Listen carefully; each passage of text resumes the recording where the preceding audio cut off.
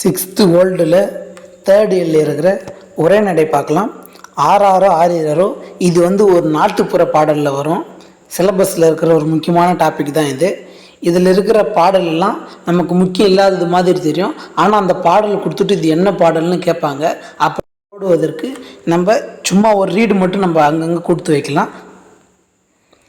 ஆறாரோ ஆறிரரோ ஆறாரோ ஆறிரரோ ஆறிரரோ கண்ணே கண்மணியே ஆறடிச்சு நீ எழுத அடிச்சாரை சொல்லி எழு ஆறாரோ ஆறிரரோ. இந்த பாடலை நம்ம கேட்காதவங்க யாருமே இருக்க முடியாது. ஏன்னா இது குழந்தைய தொட்டிலிட்டு தாய் பாடும் தாலாட்டு பாடல் தான் இந்த பாடல். அதனால் இது எல்லாரும் நம்ம கேட்டிருப்போம். இந்த பாடல் அந்த காலத்துலேருந்தே தாலாட்டு பாடலாக இருந்துட்டு வருது. எழுது படிக்க தெரியாத பள்ளிக்கூடமே போகாத தாய்மார்களுக்கு கூட இந்த பாடல் தெரியுது. அது மட்டும் இல்லாத புத்தகத்தில் இது யாருமே எழுதி புத்தகமாக அச்சிட்டு வெளியிட்டதில்லை. அப்படி இருக்கும்போது நம்ம தாய்மார்களுக்கெல்லாம் இந்த பாட்டு எப்படி தெரியுதுன்னா, ஒருவர் பாடிக்கொண்டு இருக்கும்போதே இன்னொருவரும் அதில் அப்படியே மனதில் உள்வாங்கி அந்த ராகத்தாளத்தோடு பாடுகிறாங்க. இப்படி தாளிலே எழுதப்படாத பாடல் தான் நாட்டுப்புற பாடல். இது ப்ரீவியஸ் இயரில் கேட்ட கேள்வி தான். தாளில் எழுதப்படாத பாடல் தான் நாட்டுப்புற பாடல். இப்படி எழுத்து வழியாக வராமல் படிப்படியாக இது வாய் வழியே பரவுகிற பாடல் தான் நாட்டுப்புற பாடல். இது வாய் வழியே பரவுவதால் இதற்கு தாலாட்டு பாடல் என்று கூட இன்னொரு பெயர் இருக்குது. இதே மாதிரி இது எழுதப்படாத வாய் வழியாக வரக்கூடிய பாடல் நாட்டுப்புற பாடல். இதே மாதிரி எழுதப்படாத எல்லாருக்கும் தெரிந்த கதைகளும் உண்டு. இந்த பாடல் எப்படி எழுதலான்னு எல்லாரும் செவி வழி அங்கங்கே கேட்டு சில வரிகள் அவங்கவுங்களாம் சேர்த்து எப்படி பாடுற பாட்டு நாட்டுப்புற பாட்டுன்னு நம்ம சொல்கிறோமோ, அதே மாதிரி எழுதப்படாத ஆனால் எல்லாருக்கும் தெரிந்த சில கதைகளும் உண்டு. இந்த கதைகளுக்கு என்ன பேர்னா வாய்மொழி இலக்கியம் என்று பெயர். இந்த நாட்டுப்புற பாடலை வாய்மொழி இலக்கியத்தை இதற்கு முன்னோடி இருந்தவங்கெல்லாம் கிராமிய பாடல்கள் என்று அழைத்து வந்தாங்க. இது கூட எக்ஸாம்பிள் கேட்கலாம். நாட்டுப்புற பாடல்களோட வேறு பேர் என்னென்னா கிராமிய பாடல்கள்னு கூட சொல்கிறாங்க. இந்த பாடல் வாய் வழியே பரவுவது சிற்றூரில் மட்டும்தானா, நகரங்களிலாம் இல்லையானா நகரங்களிலுமே இருக்குது. பெருநகரங்களிலும் மக்கள் பாடும் கானா பாடலும் நாட்டுப்புற பாடல் தான். இது ப்ரீவியஸ் இயரில் கேட்ட கேள்வி தான். பெருநகரங்களில் மக்கள் பாடும் கானா பாடலுமே நாட்டுப்புற பாடல் தான். அது மட்டும் இல்லாமல் கடலுக்கு மீன் பிடிக்க செல்லும் மீனவர்கள் பாடுகின்ற பாடலும் நாட்டுப்புற பாடல் தான். அப்படி நாட்டுப்புற பாடல் ஒன்று கொடுத்துருக்காங்க, பார்க்கலாம். கொழுக்கட்டை ஏன் வேகலை, அடுப்பு எரியலை நான் வேகலை, அடுப்பே ஏன் எரியலை, மழை பெய்தது நான் எரியலை, மழையே ஏன் பெய்தே, புல்லு வளர நான் பெய்தேன், புல்லே ஏன் வளர்ந்த, மாடு தின்ன நான் வளர்ந்தேன், மாடே ஏன் தின்றாய், மாட்டுக்காரன் அவித்து விட்டான் நான் தின்றேன், மாட்டுக்காரா ஏன் அவுத்து விட்ட, குழந்தை அழுதது நான் அவுத்து விட்டேன், குழந்தை ஏன் அழுத, எறும்பு கடிச்சது நான் அழுதேன், எறும்பே ஏன் கடிச்ச, என் புற்றில் கால் வச்சா நான் சும்மா இருப்பேனா. இது குழந்தைக்காக பாடுகின்ற பாடல் தான் இந்த நாட்டுப்புற பாடல். இந்த நாட்டுப்புற பாடல்களை யார் எழுதினார்கள் என்று கூற முடியாது. ஏன்னா இந்த நாட்டுப்புற பாடல்களை யாருமே எழுதலை. மக்கள் தாமாகவே எப்போ பாட்டு பாடுன்னு தோணும்போது சில அவங்களுக்கு மைண்டில் வர ராகத்தாளத்தை வச்சு இந்த பாடலை பாடுறாங்க. குழந்தையை கொஞ்ச வேண்டும் என்று தோன்றினாலே தாலாட்டு பாடல் தானாகவே வந்துவிடும். அந்த டியூன் அவங்களுக்கு ஞாபகம் வரிகளை சேர்த்து அவங்களே பாட ஆரம்பிச்சிருவாங்க. அதே மாதிரி இறந்தவர்களை பார்த்தது அழுகை வந்துவிடும். அந்த துயரத்தை வெளிப்படுத்தும் விதமாக பாடுற பாட்டு ஒப்பாரி பாடல். அப்படி பாடுபவர் ஏற்கனவே தாங்கள் எங்கேயோ கேட்ட பாடல் வரிகளோடு தானும் சில வரிகளை சேர்த்து அவங்களோட துக்கத்தில் அப்போ அவங்க மைண்டில் எந்த மாதிரியான டேர்ம்ஸ் வருது அதை வச்சு அவங்களும் பாடுவாங்க. இப்படியே நாட்டுப்புற பாடல்கள் வளர்ந்து கொண்டே போகும். நாட்டுப்புற பாடல்கள் வளர்ந்து கொண்டே போகும். என்ன காரணம்னா, நாட்டுப்புற பாடலில் பாடுபவர்கள் ஏற்கனவே தான் எங்கேயோ கேட்ட பாடல் வரிகளோடு சில வரிகளை தானுமே சேர்த்து பாடிவிடுவாங்க. அதனால தான் நாட்டுப்புற பாடல் வளர்ந்து கொண்டே போகுது. அடுத்தது பாருங்கள், இதெல்லாம் முக்கியமான ப்ரீவியஸ் இயர் கேள்வி.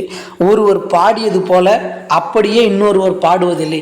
நாட்டுப்புற பாடலில் பார்த்தோம்னா ஒருவர் பாடுவது மாதிரி அப்படியே இன்னொருவர் பாடுவதில்லை. டியூன் மட்டும் ஒருவர் பாடுவது போலவே இருக்கும், ஆனால் வரிகள்லாம் வேறு தான் இருக்கும். சில வரிகள் அதிகமாகவே சேர்த்தே பாடுவாங்க, இன்னொருவருக்கு வித்தியாசம் இருக்கும்.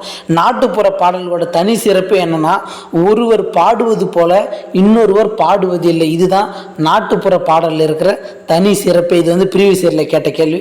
நாட்டுப்புற பாடல்களோட வகை கொடுத்துருக்காங்க பாருங்கள், எத்தனை வகையான நாட்டுப்புற பாடல்கள் இருக்குதுன்னு. தாலாட்டு பாடல், விளையாட்டு பாடல், தொழில் பாடல், சடங்கு பாடல், கொண்டாட்ட பாடல், வழிபாட்டு பாடல், ஒப்பாரி பாடல். இது எல்லாமே நாட்டுப்புற பாடல்களோட வகை தான். பிறந்த குழந்தைக்கு பாடுவது தாலாட்டு பாடல். தொட்டிலில் இருக்கும்போது, பிறந்த குழந்தை தொட்டிலில் இருக்கும்போது பாடும் பாடல் தாலாட்டு பாடல். கொஞ்சம் வளர்ந்த பிள்ளைகள் விளையாட போவாங்க, அவங்களுக்காக பாடுகின்ற பாடல் விளையாட்டு பாடல்.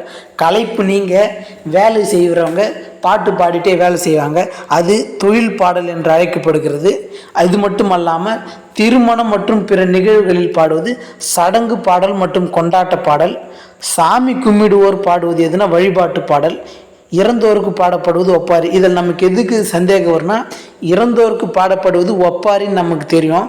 ஆனால் இங்கே பாருங்கள், திருமணம் மற்றும் பிற நிகழ்வுகளில் பாடப்படுவது கொண்டாட்ட பாடல் நம்ம ஞாபகத்துக்கு வந்துடும். சடங்கு பாடல் என்றாலும் இறப்பு சம்பந்தமாக செய்யப்படும் சடங்குன்னு நினச்சிக்காதீங்க. இறந்தோருக்கு பாடப்படும் பாடல் வந்து ஒப்பாரி பாடல் மட்டும்தான். இந்த சடங்குமே திருமணம் மற்றும் பிற நிகழ்ச்சிகளுக்காக செய்யப்படும் பாடல் தான் சடங்கு பாடல். அடுத்தது பார்த்தோம்னா, தமிழரோட ஒவ்வொரு வாழ்வியல் நிலைகளுக்கும் அவங்க செய்கிற தொழிலுக்கு ஏற்ற மாதிரியான நாட்டுப்புற பாடல்களை வச்சுருந்தாங்க. இங்கே ஒரு நாட்டுப்புற பாடல் கொடுத்துருக்காங்க, பார்க்கலாம். கொழும்புல கூடாரம், உங்கள் மாமா கொத்தமல்லி வியாபாரம். இது எல்லாமே ஆறாரோ ஆறிராரோன்ற மாரி தாய்மார்கள் வந்து அவர்களோட அண்ணன் தம்பி நினச்சி அந்த பாடுற பாடல் தான், குழந்தைகளுக்கு முன்னாடி பாடுற பாடல் தான் இது. கொழும்புல கூடாரம், உங்கள் மாமா கொத்தமல்லி வியாபாரம். கொத்தமல்லி விற்று எடுத்து உங்கள் மாமா கொலுசு பண்ணி வாராராம். மதுரையில் கூடாரம், உங்கள் மாமா மல்லிகைப்பூ வியாபாரம். மல்லிகைப்பூ விற்று எடுத்து உங்கள் மாமா மாலை பண்ணி வாராராம். இது வந்து தாய்மார்கள் வந்து அவங்களுடைய அண்ணன் தம்பிகளோட பெருமையை குழந்தைகளாக இருக்கும்போது குழந்தைகிட்ட சொல்லி பாடுற மாதிரியான பாட்டல். அடுத்தது பாருங்கள், சாஞ்சாடம்மா சாஞ்சாடு, சாயக்கிளியே சாஞ்சாடு, குத்து விளக்கே சாஞ்சாடு, கோவில் புறாவே சாஞ்சாடு, மானே மயிலே சாஞ்சாடு, மாடப்புறாவே சாஞ்சாடு. இது வந்து குழந்தையாக இருக்கும்போது நம்ம தலையை இந்த பக்கமாக அந்த பக்கமாக ஆட்ட சொல்லி நம்ம ஃப்ரீயாக நம்ம பாடியை ஃப்ரீ பண்ணுறதுக்காக நடக்கும்போது பாடுற பாட்டு தான் இந்த சாய்ந்தாடம்மா பாட்டு. அடுத்தது பாருங்கள், அறுவடை செய்கிறவங்க போகும் பெண்கள் வந்து பாடிக்கொள்கின்ற பாடல் கொடுத்துருக்காங்க பாருங்கள். வெள்ளிப்பிடி அருவா, விடலை பிள்ளை கையருவா, சொல்லி அடிச்சருவா, இப்போ சோழுதடி நெல்கதிரே. இது வந்து நெல் அறுக்கு போகிற பெண்கள் பாடுற பாட்டு வந்து இது நாட்டுப்புற பாடல். அடுத்தது பார்த்தோன்னா, துணி வெளுக்கும் தொழில் செய்கிறவங்க பாடுற பாட்டு பாருங்கள். சோ அழுக்கு துணியை சோ அடித்து துவைச்சி, சோ இறுக்கி பிடிச்சி, சோ காய போடு. இது மாதிரி தொடர்ந்து அவங்க செய்கிற வேலைக்கு ஏற்ற மாதிரியான பாடல்களை பாடிட்டு வராங்க. அடுத்தது பாருங்கள், இந்த பாடல்கள் எல்லாமே அவங்க வந்து தொழில் செய்கிறவங்க களைப்பு தெரியாமல் இருக்க பாடுவது. இதுவுமே ப்ரீவியஸ் இயரில் கேள்வி கேட்டிருக்காங்க. களைப்பு தெரியாமல் இருக்க பாடப்படும் பாடல் எதுன்னு கேட்டிருப்பாங்க. நாட்டுப்புற பாடல்லே கொடுத்துருப்பாங்க. ஆனால் களைப்பு தெரியாமல் இருக்க பாடப்படும் பாடல் மெயினாக எது வரும்னா தொழில் பாடல் தான் வரும். ஏன்னா ஏதோ ஒரு வேலை செய்யும் போது தான் நமக்கு வந்து டயர்டாக இருக்கும். அதனால் களைப்பு தெரியாமல் இருக்க பாடப்படும் பாடல் எதுனா தொழில் பாடல் தான் வரும். ஒவ்வொரு தொழில் செய்வதற்கும் தனித்தனியாக நாட்டுப்புற பாடல் என்பது அந்த காலத்திலேருந்து இருந்து கொண்டு தான் இருக்குது. அடுத்தது பாருங்கள், நாட்டுப்புற பாடலே விழிப்புணர்வு ஏற்படுத்தும் மாதிரியான பாடல். சுதந்திர போராட்ட காலத்தில் விழிப்புணர்வு ஏற்படுத்தும் மாதிரியான பாடல் கொடுத்துருக்காங்க பாருங்கள். ஊரான் தோட்டத்திலே ஒருத்தன் போட்டான் வெள்ளரிக்காய், காசுக்கு 2 விற்க சொல்லி காகிதம் போட்டானா வெள்ளைக்காரன். நான் பயிர் வைப்பேன், எவ்வளோ விற்கணும் போகணும் வெள்ளைக்காரன் வந்து சொல்லணுமா அப்படின்ற மாதிரி விழிப்புணர்வு ஏற்படுத்தக்கூடிய பாடல் தான் இந்த நாட்டுப்புற பாடல். இது கேள்வியாக கூட கேட்டிருக்காங்க. இது வந்து விடுதலை போராட்ட காலத்தில் உருவான நாட்டுப்புற பாட்டு தான் இந்த வெள்ளரிக்காய் பாட்டு. அடுத்தது பாருங்கள், நமக்கு இந்த பாடல் சின்ன வயசு ஞாபகம் இருக்கும். 1 குடம் தண்ணி ஊற்றி ஒரே பூ பூத்ததாம், 2 குடம் தண்ணி ஊற்றி 2 பூ பூத்ததாம் என்ற மாதிரி நமக்கு எண் வரிசைகளை சொல்லி இந்த பாடல் அமையும்.